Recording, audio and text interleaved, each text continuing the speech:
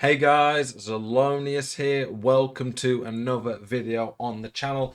In this video today, we are going to be looking at the 4-4-2 custom tactics that I hit rank 1 with this weekend just gone. One of my favourite formations, probably my favourite formation I've used all year.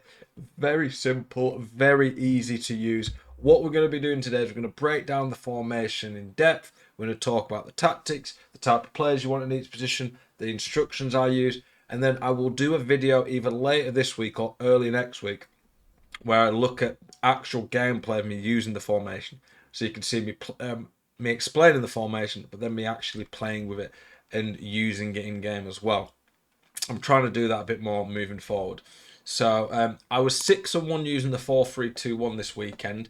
I'd hit rank 1 pretty recent with that one, and then trying something a bit different out, going back to the 4-4-2, went 13-0. So pretty happy with it again. Like I said, probably my favourite formation on the game this year. This is the team we did it with. This Riquelme card, insane. 79 contributions in 52 games. A lot of those are early quits or people just quitting at 0-0. So he's probably more likely getting over 2 contributions a game. Honestly, been better for me than Dalglish. Controversial, but I genuinely think this card is there or thereabouts top tier. He feels fast. Any card with 80 plus pace and length, he generally feels really fast once they get going.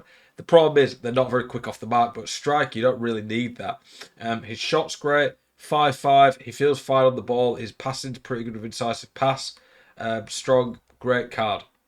Let's look at the actual tactics though, see what you guys think. Are you sick to death of getting out teamed on FC24? Want that God squad you've always been dreaming of? Check out iggm.com today. The best and most reliable place to get coins for your ultimate team.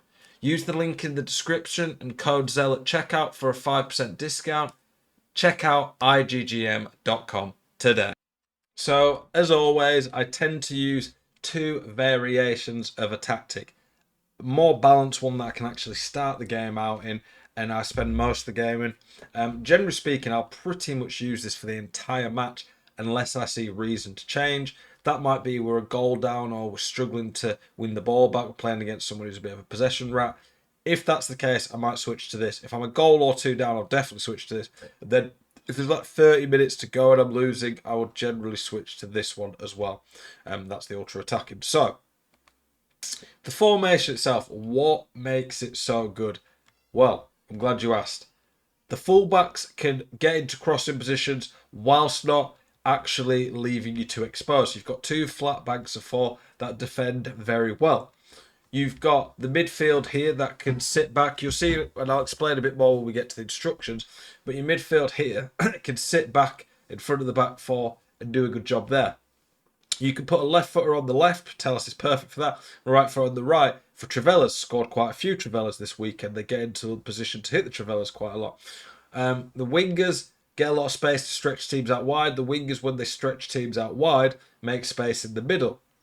And then you get the benefit of 2 strikers. The way I set the instructions up, I get Riquelme to drop slightly deeper. So at times he feels like a can, but then he makes the runs in behind as well. It just works perfect and feels very, very balanced across the board. The only ever issue you might occasionally come across is the gap between the midfield and attack can sometimes be a bit of an issue. Generally speaking, though, with the striker being on comeback on defence, he does sit in the hole a little bit more and still makes runs in behind, so it kind of fixes it. You need pace out wide. If you don't have pace out wide in this formation, you are going to struggle a bit. I tried playing Patelis out wide there a month back when I tried this formation, and it just didn't work as well. Not having pace out wide hinders this formation quite a lot. I like midfielders who can defend and attack. I think if you have only one attack-minded midfielder, it does hurt this. I think all-round box-to-box midfielders are very good for this. And I like having the finesse shot as well. If you can have the finesse shot and go for some really crazy finesses, it opens up the formation a lot, because then they have to mark your finesse. You can play it out wide then, or you can play it to the striker who gets in on goal. So very good formation. Lots of strengths with it as well. In terms of the tactics, this is how I set up. Near identical. I play near identical in most formations. I feel it's the instructions and the formations themselves that make the big difference. Sure, you could play 1 depth or 100 depth and that would feel quite different.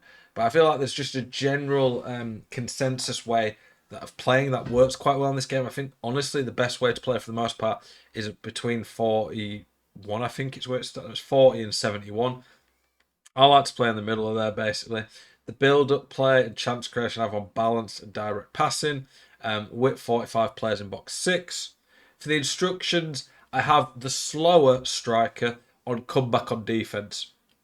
For me, that just tends to work quite well. So comeback on defense on the slower striker, balanced mixed attack. Then I go balanced, basic, getting behind on the other striker. Makes me more defensive, so they actually do come back a bit more. But I still have that outlet with the faster striker getting behind.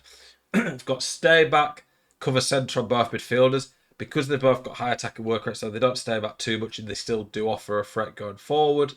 Come back on defence, getting behind, getting to the box on both of the wingers. So I used to try stay wide, but I found this allows, especially for Hansen, it allows her to cut inside, but I don't want cut inside because if I do that, then she doesn't offer the outlet out wide as much. But this allows them Mbappe to cut inside for Travellas, Hansen to cut inside for finesses while still offering the width. I go stay back, overlap on the fullbacks. This is important. The overlap means that, generally speaking, if I'm attacking on their side, they will make that run sometimes. Whereas the opposite fullback will stay back. So I at least always have 3 players marking backwards. But they don't always make it, but it's a lot better than balanced. That just leaves you exposed at times. So I think this formation is really well balanced in terms of its defence and attacking options. The more aggressive version, near identical, just 71 depth and press after possession loss. This just makes it a lot more aggressive in general, makes it a lot harder for people to play against. It is just more risky, and I don't really do this unless I feel like I have to, but I do like it and think it works quite well as an alternative option when you are losing. You need to have an alternate plan, a different game plan way of playing in case the game isn't going your way. Then for the tactics, I have stay forward on one striker and basic rather than come back on the other striker. So it just means that I'm a little bit more attacking when I win the ball back. I have balanced on the more attack-minded midfielder and stay back on the other. The wingers are the same and then the fullbacks are the same, except for one is on more attacking. So backer's the better one when it comes to attacking. So either on balanced, I put the other one on stay back, so I always have that option there. It just seems to be a bit more attacking and it allows me to get back into games that I might be struggling in. I am going to test out a card over the next few days, and if I like him, we'll probably do a video on him. Thibaut Courtois striker. 6'6", 4'4", looks decent pace. The only problem is because he's got such good agility, he isn't lengthy, which is a shame. But he looks pretty cracked in game. In some ways, he's not that expensive. Gold aerial. Shame he's got no shooting traits really, but I'm interested to try this card. 99 jumping aerial, 99 strength, some weird dribbling stats. Yeah, I'm excited to use him. Hopefully, I'll have something more to report to you guys. Appreciate it, as always, you guys watching this video. Hopefully, you've enjoyed it. If you've got any questions or any formations you'd like to see me do, please do let me know. As always, keep it spicy. I will see you guys in the next one. Peace.